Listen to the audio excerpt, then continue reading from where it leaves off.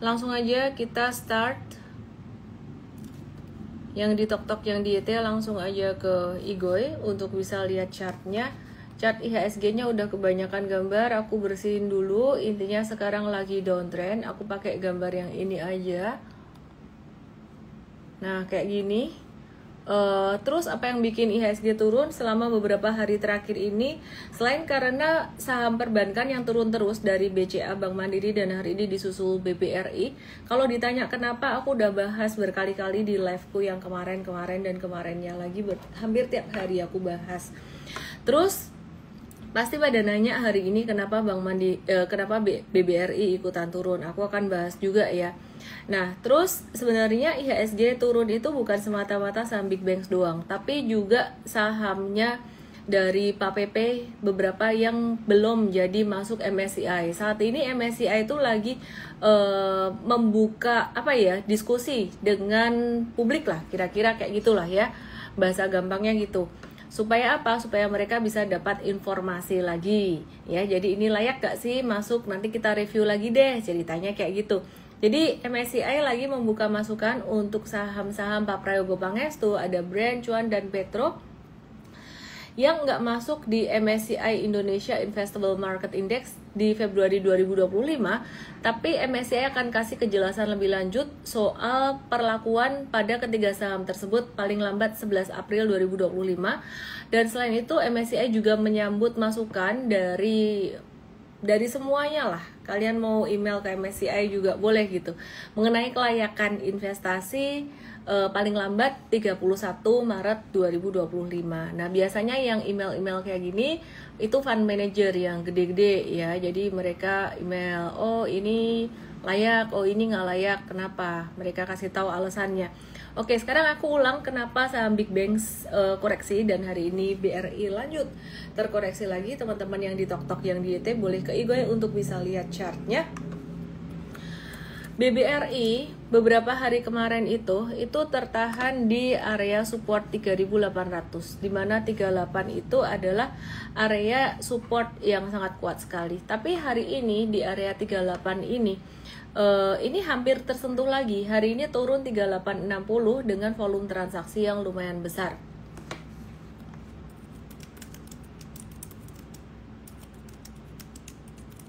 Oke, ya. Jadi jatuh dengan volume transaksi lumayan besar.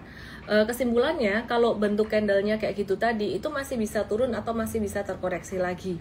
Nah, sekarang view-nya jangka pendek dan view jangka panjang tuh mesti dibedain atau dipisahin ya.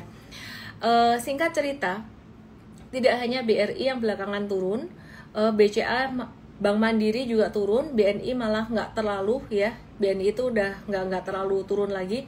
Jadi BCA kenapa turun waktu itu? Karena BCA mengeluarkan projection atau guidance tahun 2025. Pertumbuhan loan growth-nya, pertumbuhan penyaluran kreditnya itu sekitar 6-8% doang. Dan itu jauh di bawah tahun 2024 kemarin yang sekitaran 12% lebih ya. 12 atau 13% kurang lebih ya. 12-13%. Terus Bank Mandiri juga nurunin pertumbuhan loan growth-nya di angka 10-12%.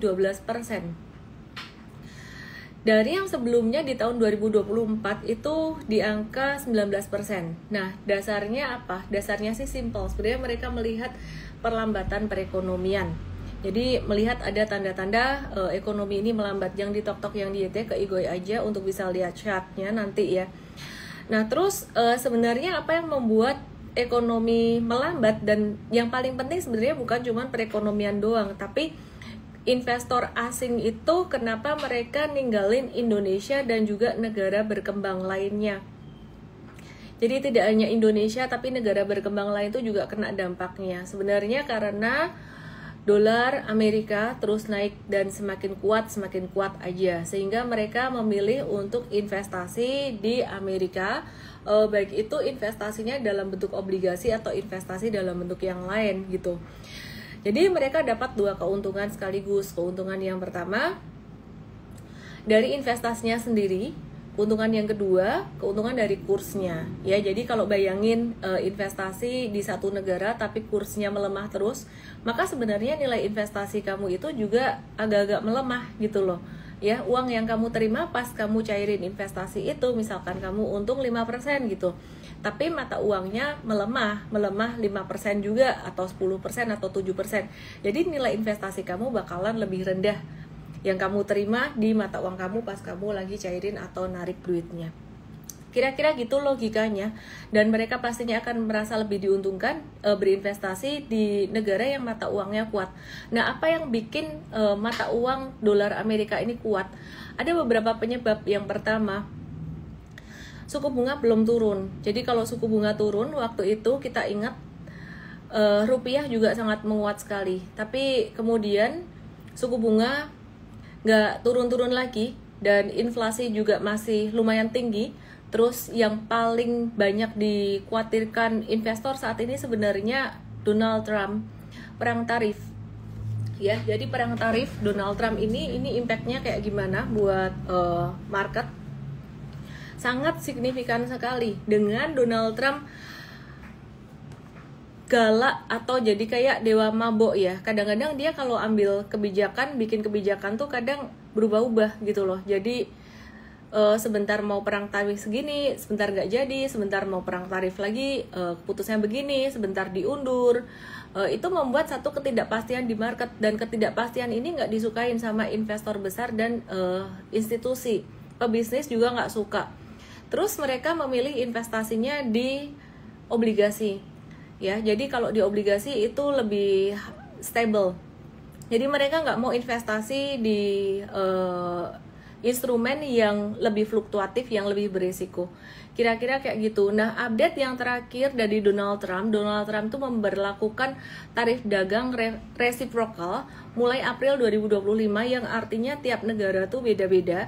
Dan Donald Trump bilang, gue bakalan nyasar nih negara-negara yang istilah kata tuh merugikan Amerika, yang mengambil banyak keuntungan dari Amerika. Dan beberapa yang ditarget selain China ada Uni Eropa, Jepang, Korea Selatan, dan juga India. Jadi beberapa negara ini jadi sasaran Donald Trump.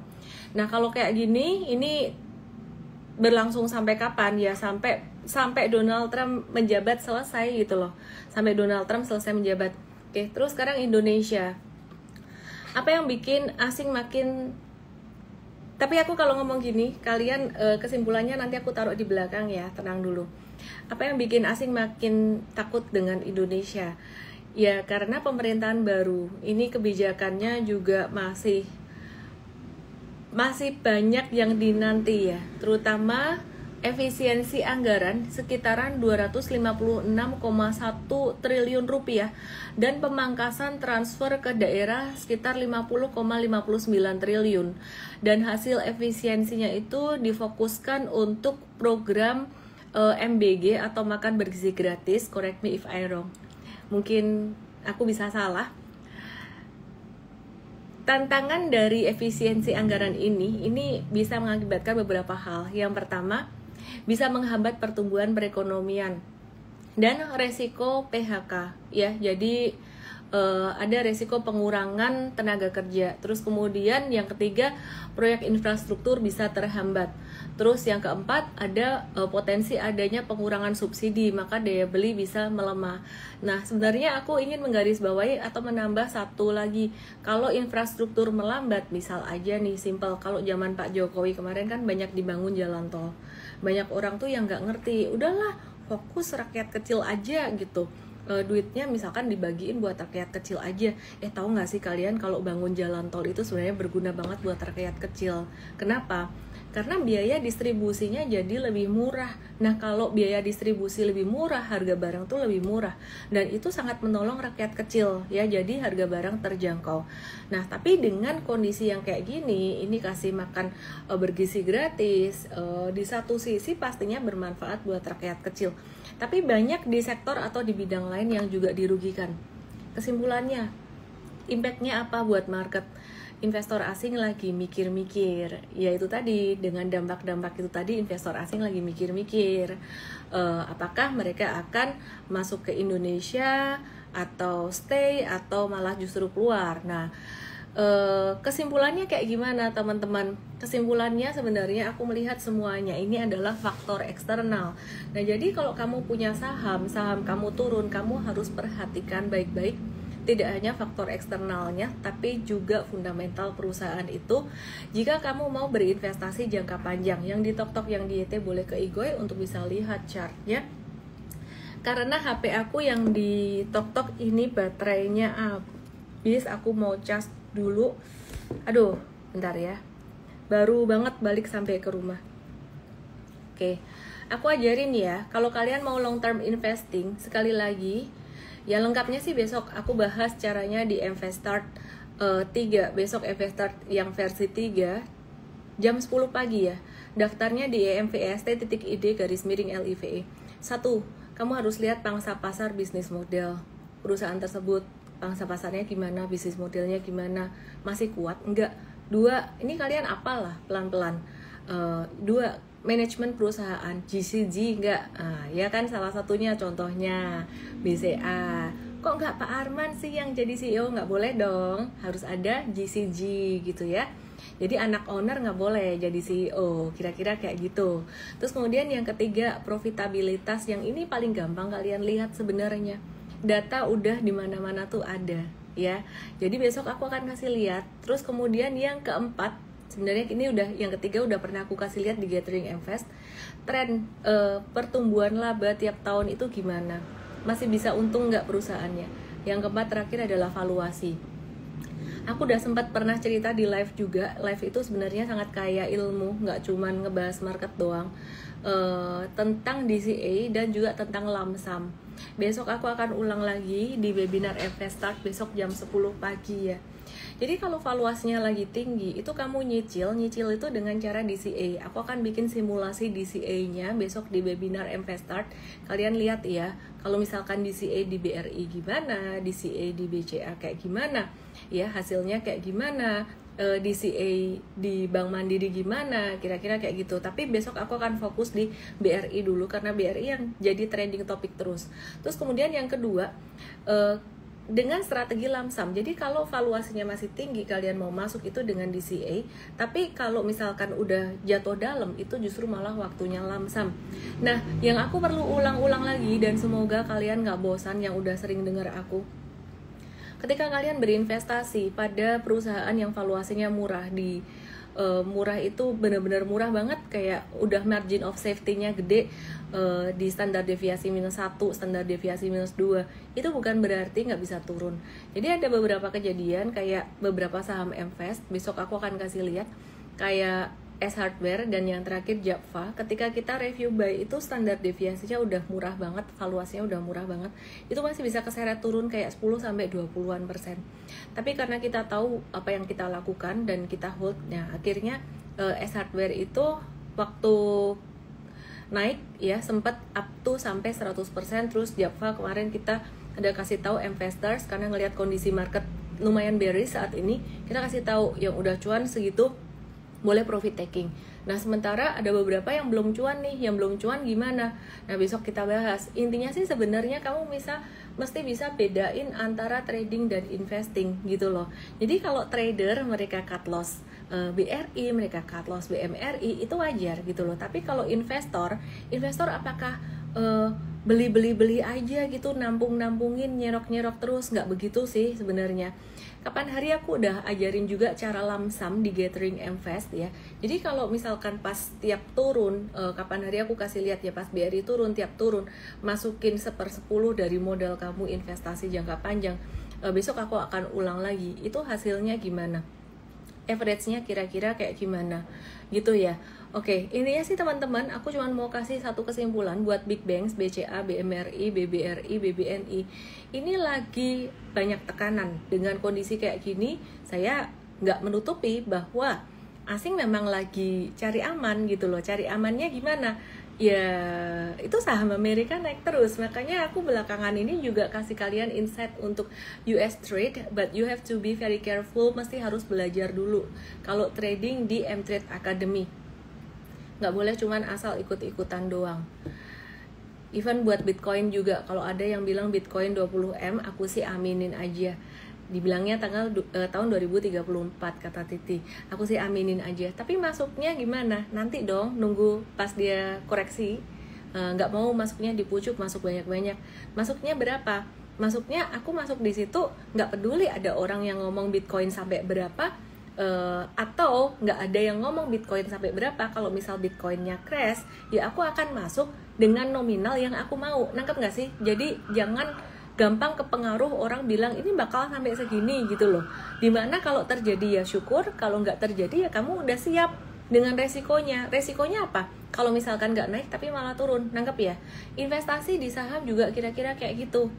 Di Bitcoin, di saham, di US stocks, apalagi US stocks itu sekarang lagi tinggi-tingginya. Aku udah suspek US stock ini udah hampir late of trend. Late of trend itu artinya apa? Di stage 2, trend naik stage 2 itu sudah hampir berakhir untuk US stocks. Jadi saya trading US stocks-nya juga trading pendek-pendek doang. Aku sering share itu di Igoi channelku. Ya, just follow my Igoi lah, di situ ada Igoi channel aku. Jadi dijadikan tambahan wawasan aja, kira-kira kayak gitu. Oke ya. Nah, terus Danantara ini gimana? Danantara akan meluncur Thanksgiving-nya 24 Februari ya. 24 Februari 225. Danantara ini sovereign wealth fund akan ngelola lebih dari 900 miliar US dollar atau setara dengan sekitaran 14.650 triliun rupiah aset buat proyek berkelanjutan di sektor EBT, energi baru terbarukan, manufaktur, industri hilir, dan juga pangan. Nah, terus impact-nya apa buat pasar saham Indonesia ya? Jadi pembentukan Badan Pengelola Investasi atau Danantara, ini investasinya nanti melalui Bank Mandiri. Nanti aku akan bahas juga impact-nya buat Bank Mandiri apa. Beberapa dampak besar, ada dampak positif dan ada dampak negatif ya. Jadi ada dampak positifnya, yang pertama ada kenaikan investasi, pastinya demand investasi juga makin besar gitu loh. Jadi proyek hilirisasi yang didanai Danantara itu bisa menarik lebih banyak investasi domestik dan internasional. Itu akan bagus buat proyek hilirisasi. Perhatikan sektor komoditas. Kemudian yang kedua, pertumbuhan ekonomi yang tadi katanya potensi tertekan karena efisiensi makan bergizi gratis, ini bisa didorong lewat proyek Danantara. Jika proyek hilirisasi ini sukses, ini bisa ngedorong pertumbuhan ekonomi banget, dimana sektor komoditas itu sangat besar impact-nya buat Indonesia ya. Jadi ini bakalan bagus untuk pertumbuhan ekonomi. Yang ketiga ada peningkatan likuiditas. Jadi pembiayaan besar yang disediakan Danantara ini bisa meningkatkan likuiditas pasar saham atau aliran duit di pasar saham ya, dan juga aliran dana baru untuk mendukung perusahaan terkait. Tapi ada beberapa sisi negatifnya juga gitu. Jadi yang pertama ada resiko dari segi regulasi. Regulasinya masih banyak ketidakpastian mengenai aturan teknis yang mengatur Danantara ini. Jadi bisa menciptakan satu volatility di pasar saham, lagi-lagi ketidakpastian ya. Khususnya pada saham-saham yang sangat bergantung pada kebijakan pemerintah gitu. Terus kemudian yang kedua, potensi ketergantungan pada sektor tertentu. Nah, kalau terlalu banyak dana teralokasi pada sektor hilirisasi tertentu, bisa ada ketidakseimbangan yang membuat pasar itu rentan terhadap fluktuasi harga komoditas. Jadi tahu ya, di sini temanya komoditas. Kalau kita ngomongin Danantara, apa aja yang berbau hilirisasi. Oke, jadi tradingnya bukan trading big banks, tradingnya lebih ke arahnya ke komoditas. Kalau big banks itu lebih ke value investing, dan aku nggak bilang value investingnya harus kapan. Intinya kamu jangan kehabisan modal. Kalau udah kehabisan modal ya buat belajar aja. Pasti balik nggak? Pasti. Butuh waktu aja. Butuh waktu sampai kapan? Ya sampai asing kembali masuk ke sini, minimal ketika rupiah membaik, rupiah menguat gitu ya. BMRI gimana impactnya Danantara yang membiayai hilirisasi melalui BMRI ini. Jadi proyek-proyek hilirisasi dibiayai oleh Badan Pengelola Investasi Danantara ini melalui Bank Mandiri. Terus impact-nya ada positif dan negatifnya. Yang pertama, impact positif pastinya ada peningkatan aset dan portfolio pembiayaan, ya. Terus kemudian impact negatifnya apa? Impact negatifnya, bentar ya. Jadi agak ngeblank, sorry, distracted. Yang pertama, balik lagi ke peningkatan pembiayaan. Bank Mandiri ini akan terlibat dalam pembiayaan proyek hilirisasi gede, bakalan meningkatkan aset dan juga pendapatan bank. Yang kedua, sisi positifnya, ada diversifikasi pendapatan. Jadi fokus pada sektor hilirisasi ini memberi peluang untuk bisa mengurangi. Ini udah ngehang, capek tadi pergi baru balik dari Singapura ya. Mengurangi bukan mengurangi ketergantungan pada sumber pendapatan yang tradisional yang selama ini jadi sumber pendapatannya Bank Mandiri. Kemudian yang ketiga pastinya ya reputasi lah ya. Keterlibatan dalam proyek ini kan proyek gede ya. Ini kan memberikan reputasi buat Bank Mandiri sebagai pendukung pembangunan ekonomi. Tapi ada tantangan negatifnya juga. Nah, tantangan negatifnya apa? Yang pertama dari resiko pembayaran.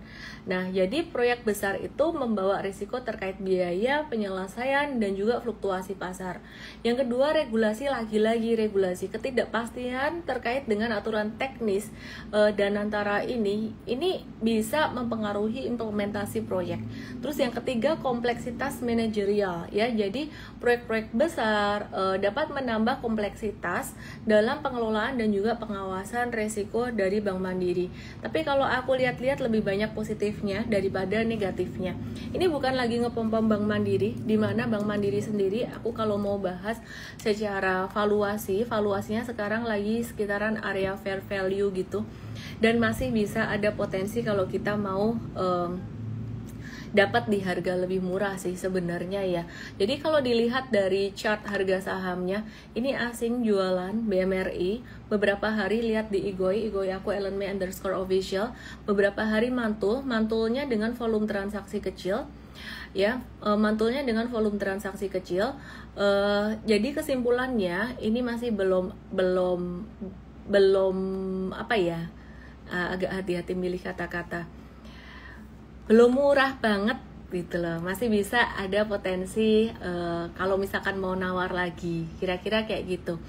Oke, terus aku ke BCA ada pergantian kepemimpinan karena Pak Emir Setioso retired gitu ya, mengundurkan diri, retired. Jadi Pak Yahya menggantikan beliau jadi presiden komisaris dan juga sekarang direktur utamanya jadi Pak Gregory Hendra Lembong, lagi menunggu fit and proper dari OJK katanya.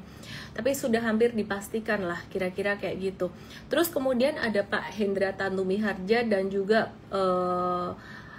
Pak Hendra Tanumi Harja tuh jadi direktur, Pak John Kosasih jadi wakil direkturnya. Apakah ini akan membawa satu perubahan yang besar buat BCA? Banyak investor besar yang mungkin berpikir, Pak Yahya itu sebegitu bersinarnya. Saya kalau ngobrol sama Pak Yahya tuh karismanya luar biasa, leadershipnya luar biasa, hatinya luar biasa, pokoknya luar biasa. Dan sudah puluhan tahun sebagai direktur jajaran direksi di BCA. Kira-kira pertanyaan banyak investor, Pak Hendra Lembong ini kira-kira gimana ya gitu loh, dibandingkan Pak Yahya. Pembandingnya berat soalnya. Kalau menurut aku Pak Yahya tuh nggak lepas tangan lah ya sebagai presiden komisaris, dan dari cara leadership beliau yang beliau bilang kalau intinya kalau ngajarin sesuatu tuh jangan cuma diajarin what-nya aja, but the why juga, the big why. Dan sudah bertahun-tahun 5 tahun ya bersama Pak Hendra Lembong bersama dengan BCA. Sebelumnya kalau nggak salah beliau di CIMB. Itu bukan waktu yang singkat juga sih untuk absorb mindset Pak Yahya, dan Pak Yahya sebagai preskom pasti juga masih mengarahkan juga, kira-kira kayak gitu. Dan BCA bakalan ada rapat umum pemegang saham tahunan 12 Maret, salah satunya ngebahas dividen. Tahun lalu dividen yield 68,5%. Terus kemudian Bank Mandiri ini bakalan bagiin dividen lumayan gede. BRI rapat umum pemegang sahamnya mundur, tapi dividen yieldnya kemungkinan juga masih akan gede. Aku mau pesan satu hal, jangan ngejar dividen, wahai trader. Jangan ngejar dividen, wahai value investor.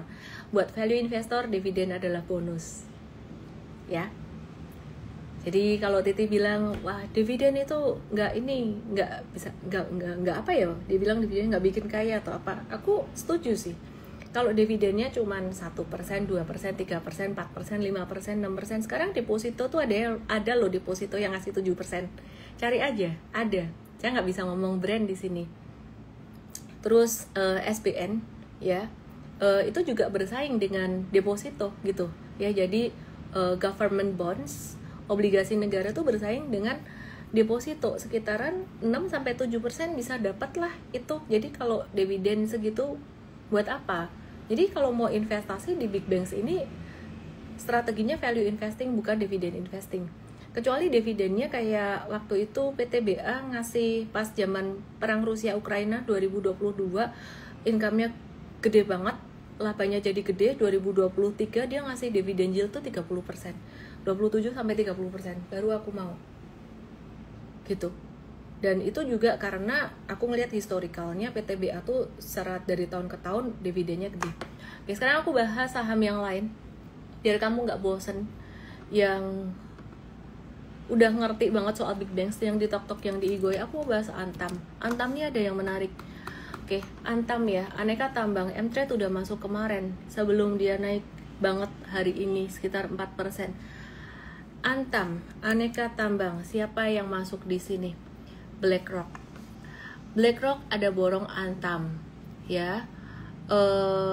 Dan hari ini Antam ini nilai total pembeliannya gede banget, sekitaran net buy ya 32,3 miliar. Ya nggak gede banget sih, tapi lumayan lah ya, 32,3 miliar netnya ya. Oke, terus Antam ini sebenarnya kenapa menarik sih? Jadi Antam ini dia keuntungan dari nikel itu udah lebih besar dari proyeksi laba konsensus tahun ini, yaitu di 220 juta US dollar. Dan belum termasuk bisnis emasnya dia ya, dengan harga emas 2.300 dolar per ons dan penjualan 30 ton di 2025 di bawah harga saat ini dan target manajemen 40 ton.